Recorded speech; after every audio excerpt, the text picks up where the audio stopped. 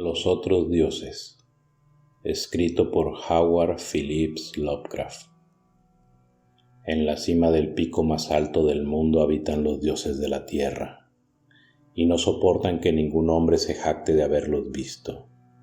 En otro tiempo poblaron los picos inferiores, pero los hombres de las llanuras se empeñaron siempre en escalar las laderas de roca y de nieve, empujando a los dioses hacia montañas cada vez más elevadas, hasta hoy.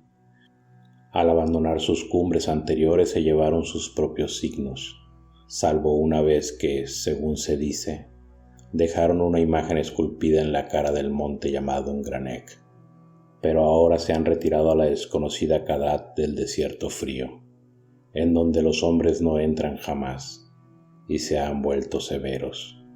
Y si en otro tiempo soportaron que los hombres los desplazaran, ahora les han prohibido que se acerquen, pero si lo hacen, les impiden marcharse. Conviene que los hombres no sepan dónde está Kadat, de lo contrario, tratarían de escalarla en su imprudencia. A veces, en la quietud de la noche, cuando los dioses de la tierra sienten añoranza, visitan los picos donde moraron una vez, y lloran en silencio al tratar de jugar en las recordadas laderas. Los hombres han sentido las lágrimas de los dioses sobre el nevado Turay, aunque creyeron que era lluvia, y han oído sus suspiros en los quejumbrosos vientos matinales del Erión. Los dioses suelen viajar en las naves de las nubes, y los sabios campesinos tienen leyendas que les disuaden de acercarse a ciertos picos elevados por la noche cuando el cielo se nubla, porque los dioses no son tan indulgentes como en antaño. En Ultar, más allá del río Sky, vivía un anciano que deseaba contemplar a los dioses de la tierra. Este hombre conocía profundamente los 7 libros crípticos de la tierra y estaba familiarizado con los manuscritos nacóticos de la distante y helada Lomar. Se llamaba Barzai el Sabio, y los lugareños cuentan cómo escaló una montaña la noche del extraño eclipse.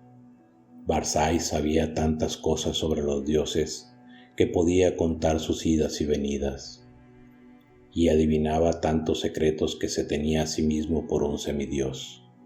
Fue él quien aconsejó imprudentemente a los diputados de Ultar cuando aprobaron la famosa ley que prohibía matar gatos, y quien dijo al joven sacerdote Atal dónde se habían ido los gatos negros en la medianoche de la víspera de San Juan.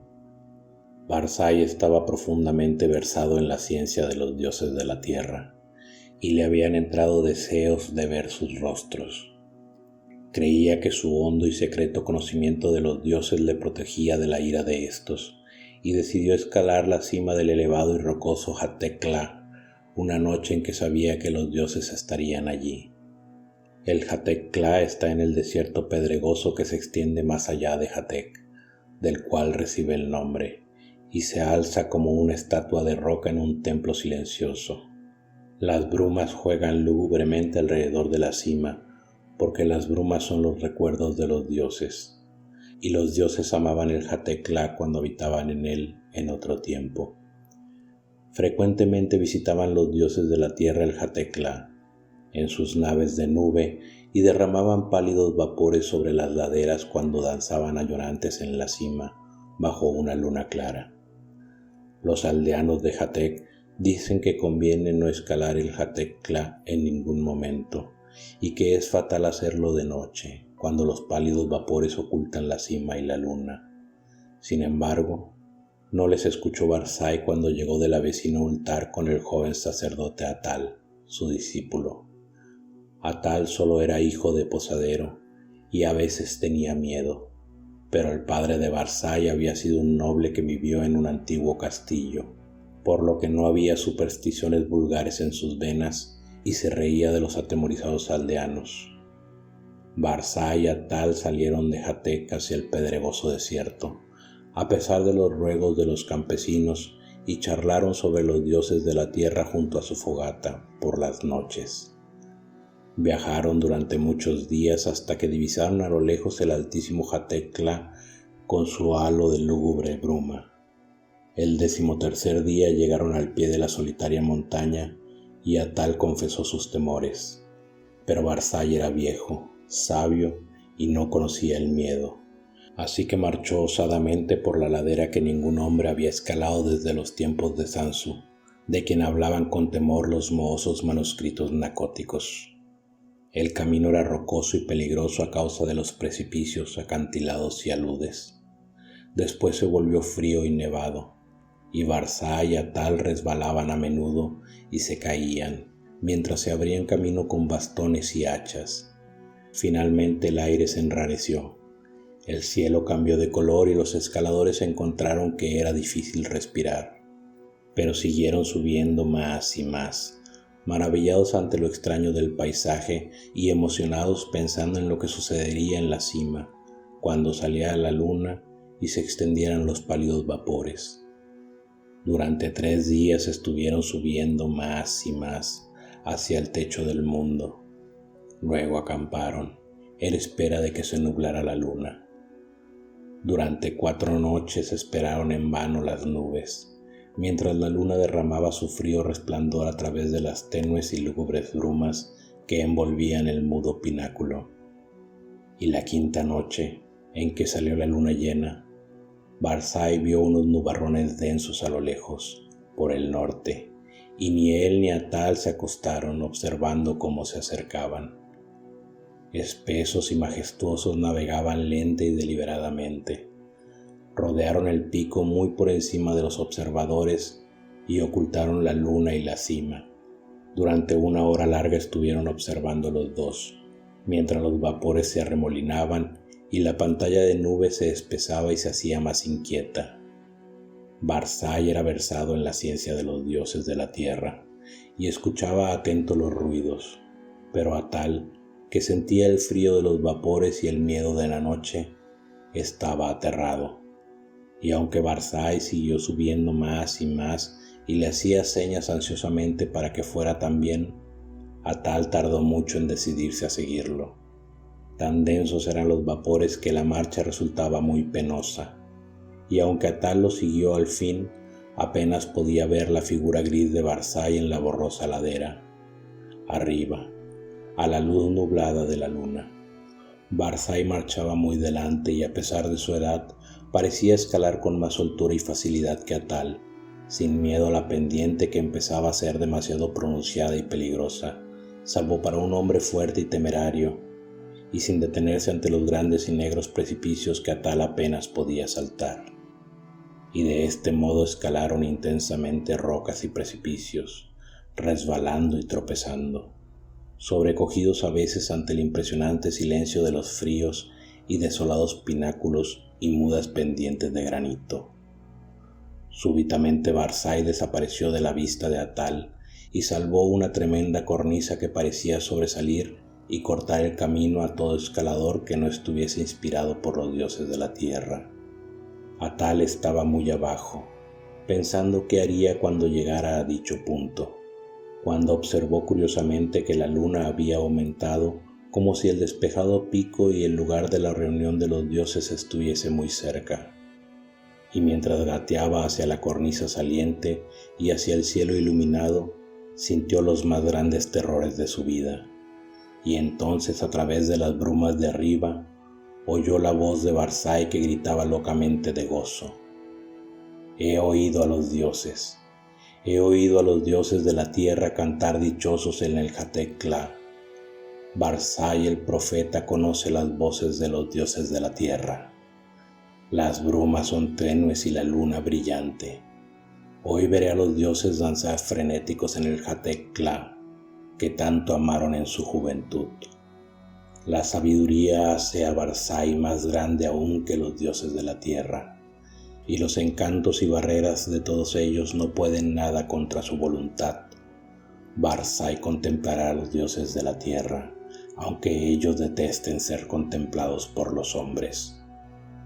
Atal no podía oír las voces que Barzai oía, pero ahora estaba cerca de la cornisa y buscaba un paso. Y entonces oyó crecer la voz de Barzai de forma más sonora y estridente. La niebla es muy tenue y la luna arroja sombras sobre la ladera.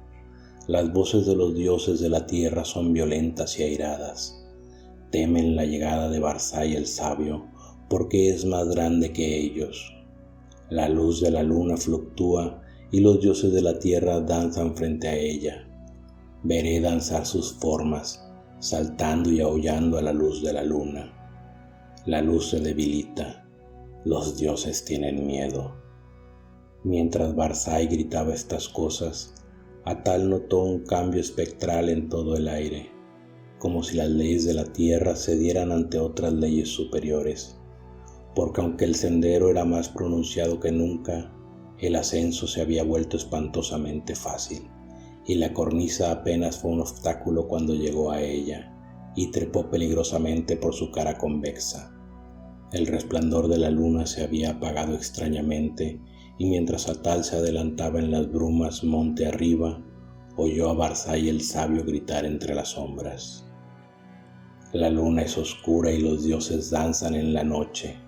Hay terror en la noche, hay terror en el cielo, pues la luna ha sufrido un eclipse que ni los libros humanos ni los dioses de la tierra han sido capaces de predecir. Hay una magia desconocida en el Hatekla, pues los gritos de los dioses asustados se han convertido en risas, y las laderas de hielo ascienden interminablemente hacia los cielos tenebrosos en los que ahora me sumerjo. Al fin, en la débil luz, he percibido a los dioses de la tierra. Y entonces Atal, deslizándose monte arriba con vertiginosa rapidez por inconcebibles pendientes, oyó en la oscuridad una risa repugnante, mezclada con los gritos que ningún hombre puede haber oído salvo en el flegetonte de inenarrables pesadillas. Un grito en el que vibró el horror y la angustia de una vida tormentosa comprimida en un instante atroz. Los otros dioses, los dioses de los infiernos exteriores que custodian a los débiles dioses de la tierra.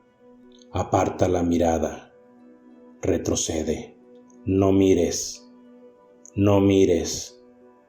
La venganza de los abismos infinitos, ese maldito, ese condenado precipicio, misericordiosos dioses de la tierra, estoy cayendo al cielo. Y mientras Atal cerraba los ojos, se taponaba los oídos y trataba de descender luchando contra la espantosa fuerza que lo atraía hacia desconocidas alturas. Siguió resonando en el Hatekla el estallido terrible de los truenos que despertaron a los pacíficos aldeanos de las llanuras y a los honrados ciudadanos de Hatek, de Nir y de Ultar, haciéndoles detenerse a observar, a través de las nubes, aquel extraño eclipse que ningún libro había predicho jamás. Y cuando al fin salió la luna, Atal estaba a salvo en las nieves inferiores de la montaña, fuera de la vista de los dioses de la tierra y de los otros dioses. Ahora se dicen los mohosos manuscritos nacóticos que Sansu no descubrió otra cosa que rocas mudas y hielo la vez que escaló el Hatekla en la juventud del mundo. Sin embargo, cuando los hombres de Ultar y de Nir y de Hatek reprimieron sus temores y escalaron ese día esa cumbre encantada en busca de Barzai el sabio, encontraron grabado en la roca desnuda de la cima un símbolo extraño y ciclópeo de 50 codos de ancho, como si la roca hubiese sido hendida por un titánico cincel, y el símbolo era semejante al que los sabios descubrieron en esas partes espantosas de los manuscritos nacóticos tan antiguas que no se pueden leer. Eso encontraron. Jamás llegaron a encontrar a Barzai el sabio ni lograron convencer al santo sacerdote Atal para que rezase por el descanso de su alma. Y todavía hoy las gentes de Ultar y de Nir y de Hatek tienen miedo de los eclipses y rezan por la noche cuando los pálidos vapores ocultan la cumbre de la montaña y la luna. Y por encima de las brumas de Hatekla, los dioses de la tierra danzan a veces con nostalgia, porque saben que no corren peligro y les encanta venir a la desconocida Kadat en sus naves de nube a jugar como antaño, como hacían cuando la tierra era nueva. y los hombres no escalaban las regiones inaccesibles. Fin.